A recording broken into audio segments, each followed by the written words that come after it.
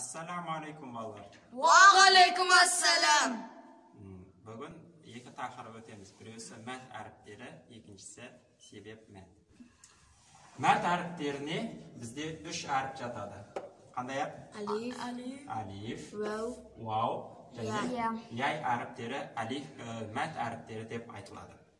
Sebebi mat deganimiz жалпы so'zu degan so'z. Sebebi bu harflar ne isteydi? Кейбір кезде sozulib o'qiladi.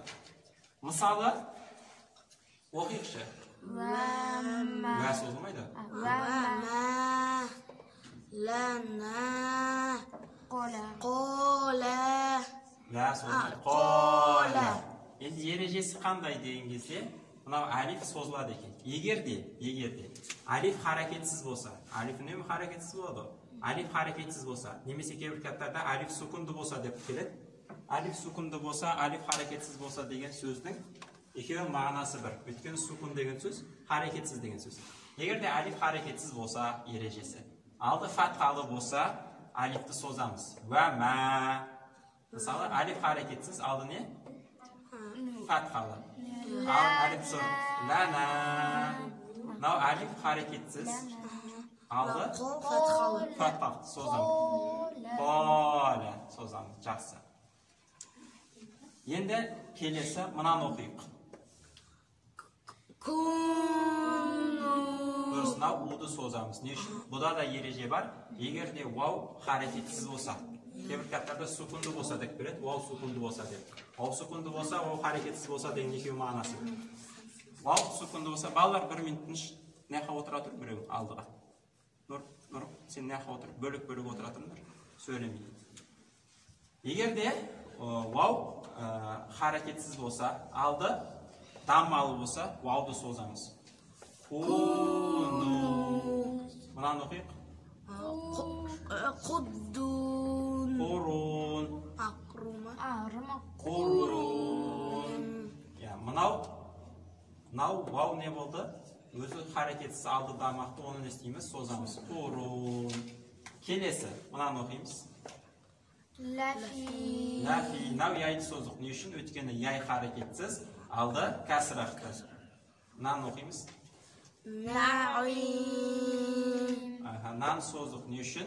Өйткені ol harakatsiz aldı kasra. Сол сияқты mınani o'qiymiz. Karimun. Nan sozamiz. Ne үшін sozamiz? Өйткені yay harakatsiz aldı kasraxti. Сонымен қорытындылаймыз. Мат harflari qay harflar ekan? Alif, vav, yay. Alifni qachon sozamiz? Onun aldında fathalı bir. Ol harakatsiz aldı fathali bo'lsin. Vavni qachon sozamiz? Bu dama bo'lganda. Ol ne harakatsiz, onun aldı dammalı bo'lsin. bo'lganda. Vav harakatsiz aldı dam. Yayni qachon sozamiz? Bu harakatsiz bo'lganda, aldı ne fathasız bo'lganda. Kasra. Aldı kasra bo'lganda sozadi ekan. Yaxshi. Mat harflari tushundik. Endi ikkinchi taqirib sebep mat. Sebep mat deganimiz hozir tushunibdi bo'ladi, misollar bergan кезде. Sebep matga ikki narsa yotadi ekan. Buni jadvalda. Sukun және hamza. Ikkovi yotadi. Sukun және hamza. Ikkovini deb aytamiz? Sabab mat deb aytamiz. Ne үшін оны sabab mat deb aytamiz degan so'roq bo'lsa, hozir aytaman. Sizlar tek qana jadvalingizlar sukun және hamza бұл ikkovini sabab mat. Мысалы qaraymiz. Мысалы nas so'zni o'qiylikchi. Nasta'in. Mınау i'ni uzoq sozamiz. Nasta'in deb. Өйткені одан кейін sukun kelib тұр.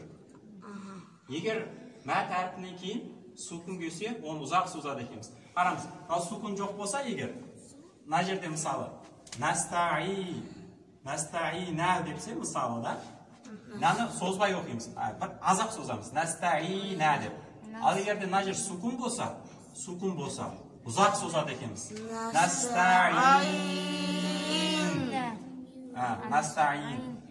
Мысалы, мынау Құранда біз Фатиха сүресінде қалай аяқтаймыз? Валя доллин.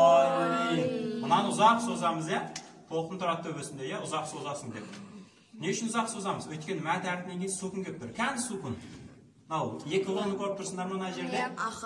Бұл негізінде не? Валят, до. Мына жерде екі лы бар негізінде. Мынау бір лы, сосын бар, тағы да бір лы бар.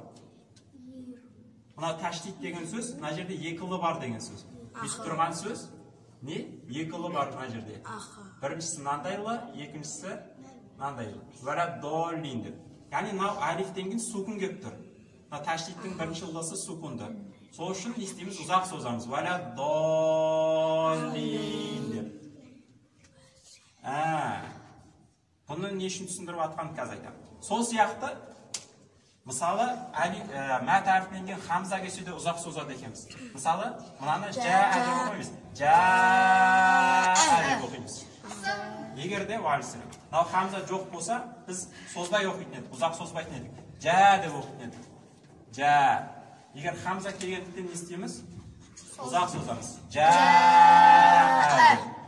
Сол сияқты мына жерде мәт әрпінен кейін хамза келгендіктен не істейміз? Ұзақ созамыз. Шита. Егер хамза жоқ болса, қалай оқимыз? Шита. Шита дейміз. Хамза келсе? Шита. Сол сияқты мысалы, инна дегенде, иннадан кейін мәт әрпінен кейін хамза келгендіктен мәт әрпін ұзақ созып оқимыз. Инна. Егер мына хамза жоқ болса, қалай оқитын едік? Инна деп созбай оқитын едік. Демек, сукун мен хамзаның екеуінің қандай қасиеті бар екен? Екеуі мәт әрпінен кейін келсе не істеп жүреді екен? Ұзақ созуға не болады?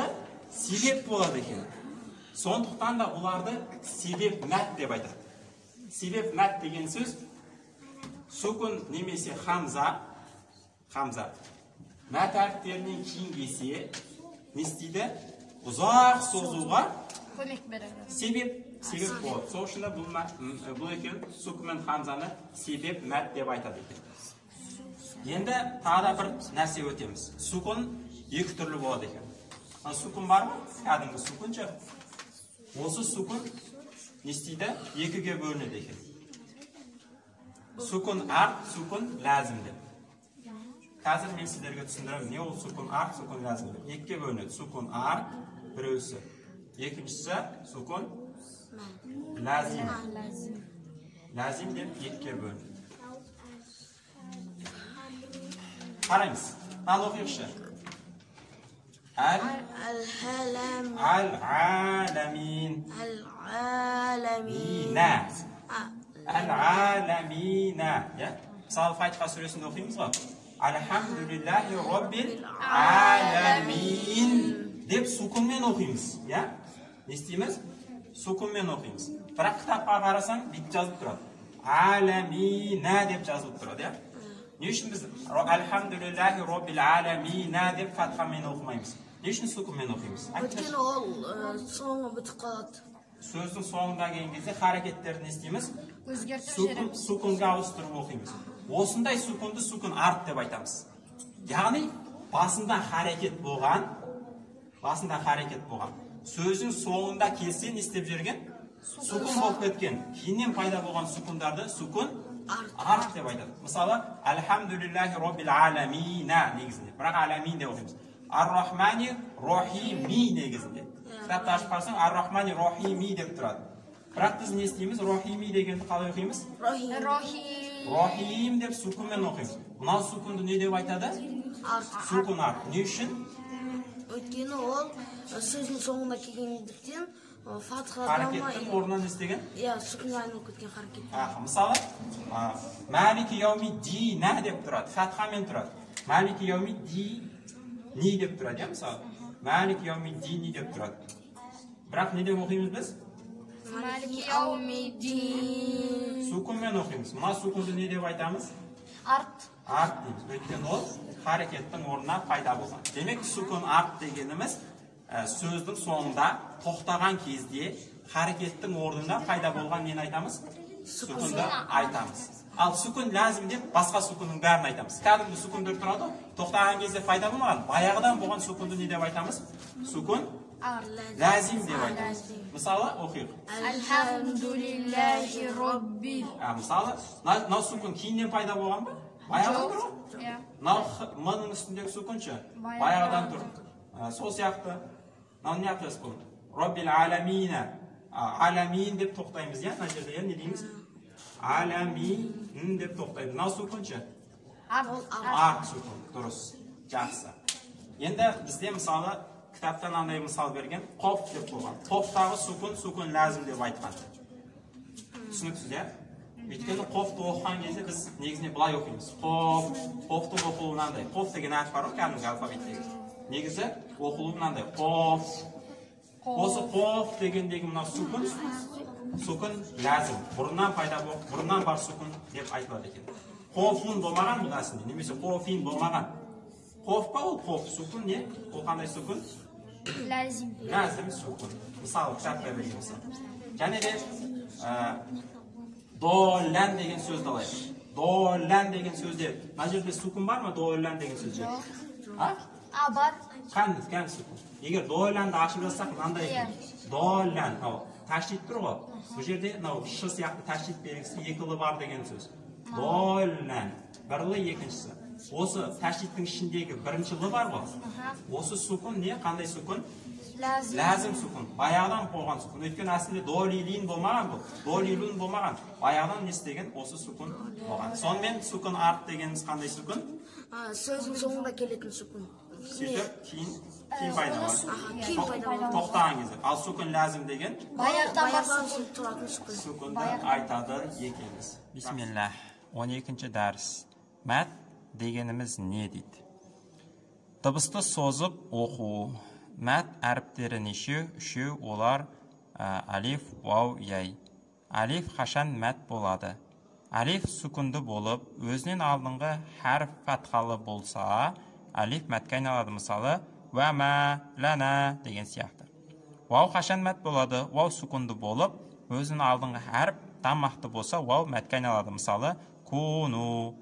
Яй қашан мәт болады? Яй сүкінді болып, өзінің алдыңғы әріп кәсірақты болғанда, яй мәтке айналады. Мысалы, нәфи, нәйим.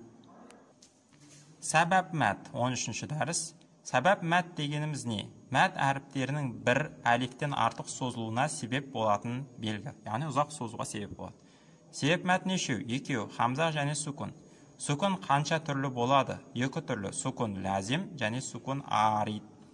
Бұрыннан болған, кейінен пайда болған.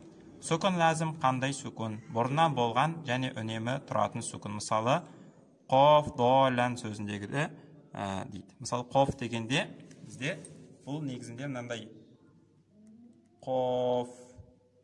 Мынау қоф дегеніміз негізінде қоф. Мына жерде ф деген әріп бар. Сол ф әріпінің үстінде не бар? Бізде сүкін бар. Долән деген сөз негізінде бізде не? Негізінде долән.